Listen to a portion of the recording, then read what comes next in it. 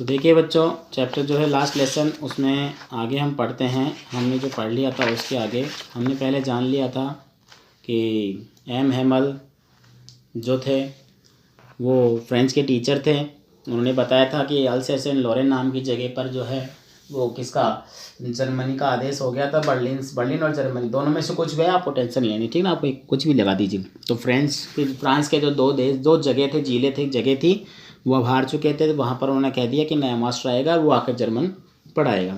इसीलिए उसने बात छेड़ी, वो जो लड़का था कि हाँ आज गांव के लोग क्यों बैठे हैं, बोले इसीलिए बैठे हैं, वह उनका धन्यवाद देने के लिए, यही तरीका था। कभी वो गांव गए नहीं थे, मतलब सॉरी स्कूल गए नहीं थे। इस वजह से उनमें जो है टॉकिंग होने लग गई और बात करने लग गई।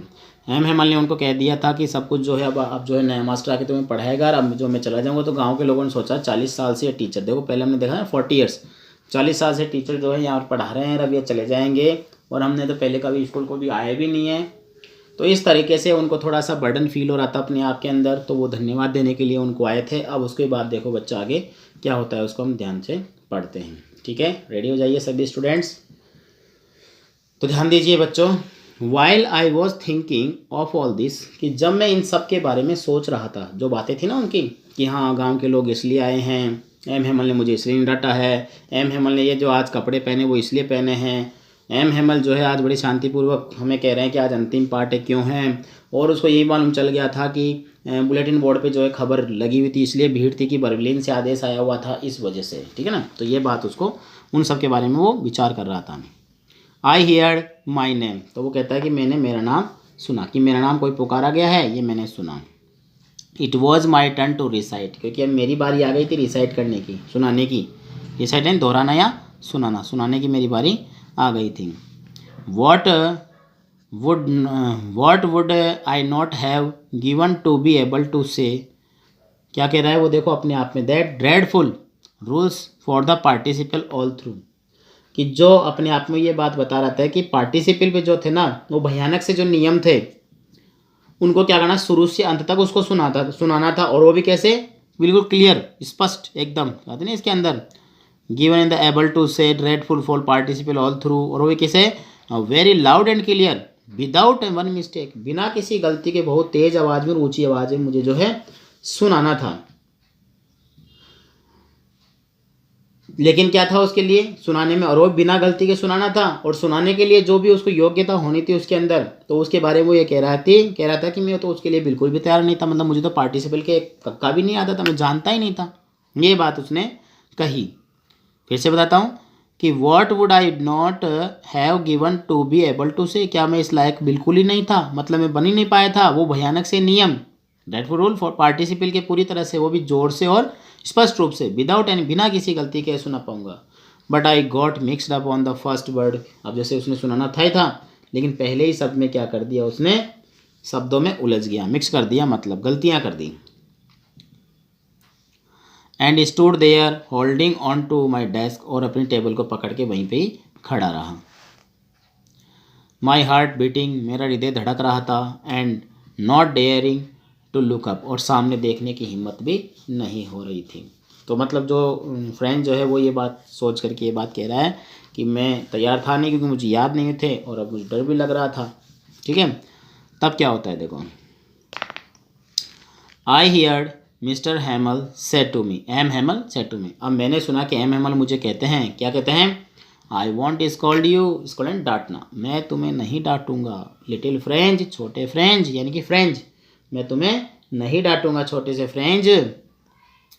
You must feel bad enough, you must feel bad enough, हो सकता है कि तुम्हें, जाहिर सी बात है कि तुम्हें बुरा लग रहा होगा, ठीक है ना। यू मस्ट फील कि तुम्हें बुरा सोचना ही चाहिए, बुरा लग भी रहा होगा तुम्हें, किंतु मैं तुम्हें नहीं डांटूंगा।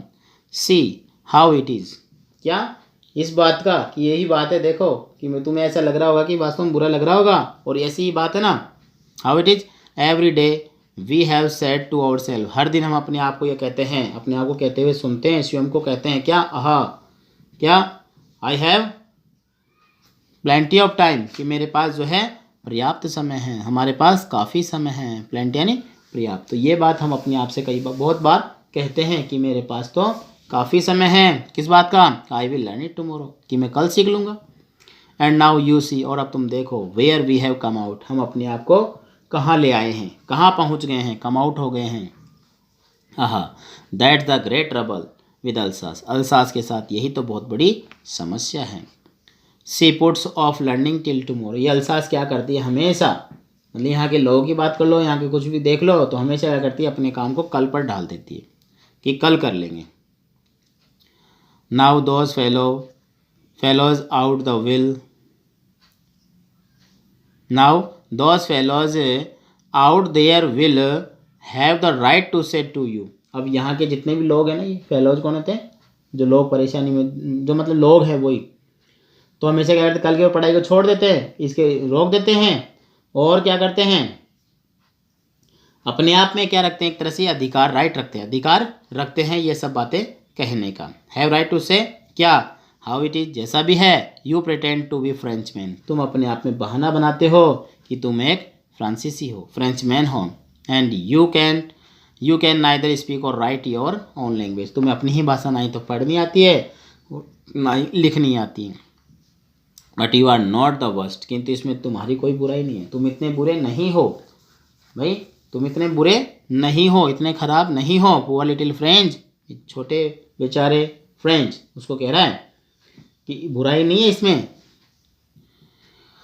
We have all a great deal to reproach ourselves with, क्या किया आपने, हमें, हमारी इसमें कोई, तुम्हारी कोई बुराई नहीं है, हम सबके पास जो है ना, खुद को, ना जो बात कर रहा है, ग्रेट डील ऑफ और सेल्वेज, खुद के अंदर जो है, रिप्रोच का धिक्कारना, दिखाने के लिए हमारे पास क्या है, बहुत सारे कारण हैं, होता है ना, ये धिक्कार करते हैं बोले तुम्हारे ऊपर, तो कह रहा है कि we have all a great deal to reproach ourselves, हम हमारे पास क्या है, रिप्रोच करने का, धिक्कारने का जो है काफ़ी समय है, या बहुत सारा कारण भी है कि हम क्यों नहीं पढ़ते हैं, आज पढ़ लेंगे, कल पढ़ लेंगे, बहुत सारे रीज़न ऐसे बातों को बता रहा है। अब उसके बाद क्या होता है, your parents were not anxious, तुम्हारे माता पिता बिल्कुल भी चिंतित नहीं होंगे। समझना बच्चों इस बात को, देखो जो ये बताना चाह रहा है ना अब इसमें, enough to have you learn, कि तुम्हें कितना आ रहा है, क्या आ रहा है, इसके बारे में पेरेंट्स को कोई मतलब ही नहीं है, बिल्कुल भी नहीं है कि तुम्हें पढ़ा सके। दे प्रीफर्ड, वो हमेशा क्या करते हैं, वो तो प्रीफर रखते हैं, तुम्हें लगाए रखते हैं काम में। To put you to work, काम में लगाए रखते हैं। ऑन ए फार्म, खेत में, और एट द मिल्स, या फिर कारखानों में। क्यों लगाए रखते हैं, अंडरलाइन करना इंपॉर्टेंट है। So as to have a little more money, ताकि कुछ पैसा कमाया जा सके। एंड आई और मैं भी, I have been a blame also, मतलब दोस्त बता रहा है, ये जो ना ब्लैम है, तो दोस्त बता रहा है उनके लिए, पेरेंट्स का बता दिया, अब खुद का दोस्त बता रहा है, टीचर जो है क्या कह रहा है कि मैं भी इस बात का दोषी हूँ। Have I not often sent you to water my flower, क्या मैंने तुम्हें कभी फूलों में पानी डालने के लिए नहीं भेजा। Instead of learning your lesson याद करने के बजाय। और and when I wanted to go fishing, और जब मैं मछली पकड़ने जाता था, did I not just give you a holiday, क्या मैंने तुम्हें कभी छुट्टी नहीं दी।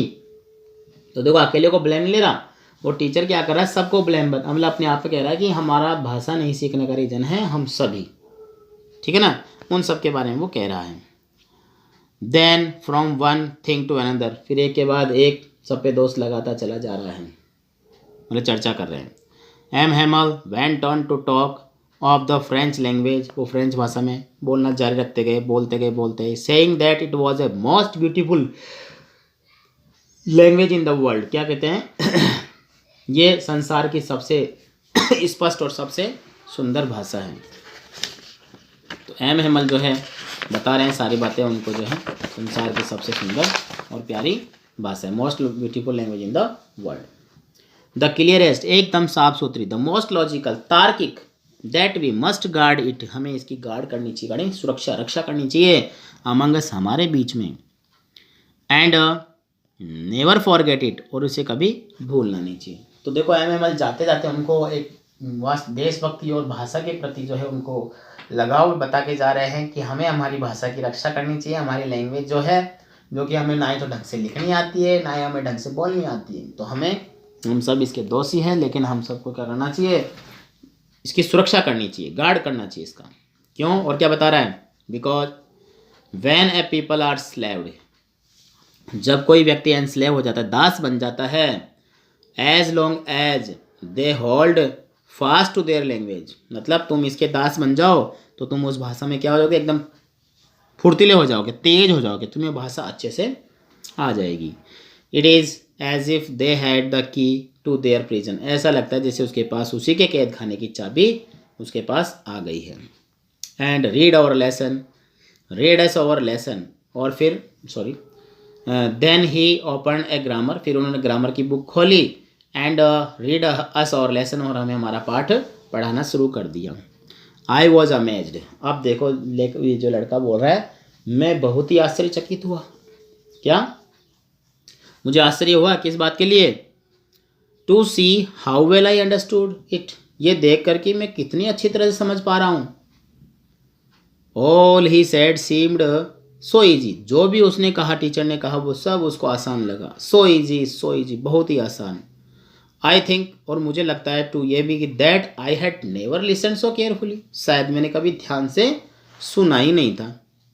भाई मैंने ध्यान सुना नहीं था, इसलिए मेरे को कुछ आता नहीं है, ऐसा उसको आज लग रहा था। किसको? जो फ्रेंच, जो लड़का था ना, लड़का फ्रेंच था उसको। तो टीचर ने उनको कह दिया, भाई ये संसार की सब सुंदर भाषा है और हम हमारी भाषा की रक्षा करनी चाहिए, मतलब कि हमें कुछ आता भी नहीं, लेकिन हम अगर इस भाषा के हम दास बन गए, मतलब बता रहा है, तो ये क्या हो जाएगा, हमें ये भाषा जो है अच्छी तरह से आ जाएगी। Because when the people are enslaved, जब लोग इसके क्या दास बन जाते हैं तो लंबे समय के लिए जो है भाषा में क्या होते हैं, एज फास्ट एज, बहुत ही फुर्तीले, बहुत ही तेज बन जाते हैं। बहुत अच्छी लाइन है, अंडरलाइन भी कीजिए आप सही बच्चे इसको। तो ये बात उन्होंने टीचर ने कही। अब जब वो फ्रेंच की बात छोड़ के इंग्लिश ग्रामर की बात आ गई, तो ग्रामर क्या था, एमएमएल जो लड़का जो था उसको बहुत अच्छे समझ में आई, बहुत अच्छे समझ में आई। इसका मतलब क्या था कि वो सोचने लगा कि शायद मैंने कभी ध्यान से सुना ही नहीं था। समझ रहे हो? किताब, जब किताब बोले हमारा पाठ सुना है, तो उसमें तो समझ में आ गया, समझ में आया तो उसको ऐसा लग रहा था कि मैंने कभी बड़े ध्यान से, बड़े धैर्य से, I have never listen so careful, ध्यान से नहीं सुना। And that he had never explain, या फिर हो सकता है कि उन्होंने कभी एवरीथिंग, सब कुछ ध्यान समझाया नहीं, विथ सो मच पेशेंस, बड़े धैर्यपूर्वक। होता ना कभी ऐसा भी लगता था कि वह बेचारा जो टीचर था हमारा, हमें वो सब तो जानता था, मतलब अपनी तरफ टीचर सब कुछ बताना चाहता है, तो हो सकता है उसको ऐसा लग रहा था कि हमें तो आज हम ध्यान से सुन रहे हैं, तो यह हो सकता है, या फिर हो सकता है कि हमें कभी ध्यान से ढंग से एक्सप्लेन नहीं किया गया हो।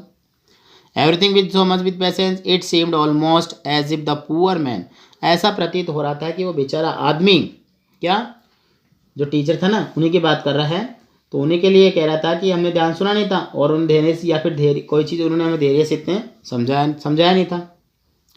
तो बेचारा आदमी क्या करना चाहता था, wanted to give us all he knew, वह सब कुछ हमें बताना चाहता था जो कि हम जान सके। क्या करने से पहले? बिफोर गोइंग अवे, जाने से पहले। तो जाने से पहले हमें क्या करना था, हमें सब कुछ सिखाना चाहता था वो टीचर, जो हमारा टीचर था ना, एम हेमल, वो हमें ऐसा प्रतीत हो रहा था। And to put it all into our heads at one stroke, one stroke नहीं, एक ही बार के अंदर होता ना, हमारे दिमाग के अंदर क्या करना चाहता, एक ही बार में जो है, एक ही बार में हमारे दिमाग में ये सब कुछ डाल देना चाहता था।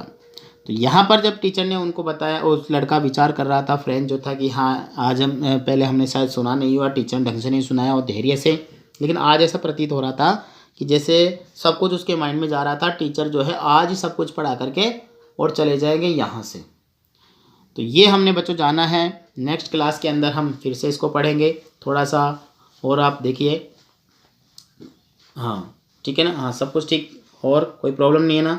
देखिए ये जो यहाँ तक हम लेके चलेंगे इस क्लास को जो है, देखिए बच्चों ये जो क्वेश्चन दे रखे हैं, इन क्वेश्चंस को आप सॉल्व कीजिएगा। देखिए, what was French expected to be prepared with for school that day, मतलब उस दिन जब वो कर रहा था ना उसको स्कूल के बारे में, व्हाट वाज फ्रेंच एक्सपेक्टेड, क्या क्या उम्मीद की जा रही थी, to be prepared with for school that day, उस दिन स्कूल में जब आ रहा था उसने पहले से क्या तैयारी करने की बात हुई थी, उन सब के बारे में आएगा। What did French notice that it was unusual about the school that day, अब जब स्कूल में तो याद करने के लिए उसने क्या एक्सपेक्टेड किया था, मैं जब जा रहा था तो उस समय स्कूल के बारे में वो सोचने लग गया था, तो वो सारी बातें बतानी होगी। और साथ साथ एक ये है कि उस दिन स्कूल में आया तो अनयूजुअल, असामान्य क्या लगा ना, वो चाय चाट नहीं हो रही थी, कुर्सियों के खोलने बंद करने की आवाज़ नहीं आ रही थी, यहाँ पर ही क्वेश्चन है, पीछे क्वेश्चन आपका आंसर मिलेगा, तो वीडियो आप कंटिन्यू देखते जाइए, क्लास लेते जाइए। What had been put up on the bulletin board. अब बुलेटिन बोर्ड पे क्या खबरें छपी हुई थी, दो क्वेश्चन है। एक जो ऑर्डर ऑफ जर्मनी वाला, had come from Berlin to teach only Alsace and German only Alsace and Lorraine district, ठीक है ना। और एक बार हो सकता है कि बुलेटिन बोर्ड पे क्या खबरें छपा करती थी, तो वहाँ पर कमांडिंग ऑफिसर्स वाला, लॉस्ट बैटल वाला, और ड्राफ्ट की वैकेंसीज वगैरह, इनके बारे में। ठीक है बच्चों, तो तैयार कीजिए, पढ़ेंगे अपन नेक्स्ट क्लास को। और नेक्स्ट क्लास जो हमारी लास्ट होगी इस चैप्टर की, और चैप्टर देखिए कंप्लीट हो जाएगा, ज़्यादा बड़ा चैप्टर नहीं है। तो मिलते हैं बहुत जल्दी अगली क्लास में, तब तक बच्चों गुड डे, गुड बाय।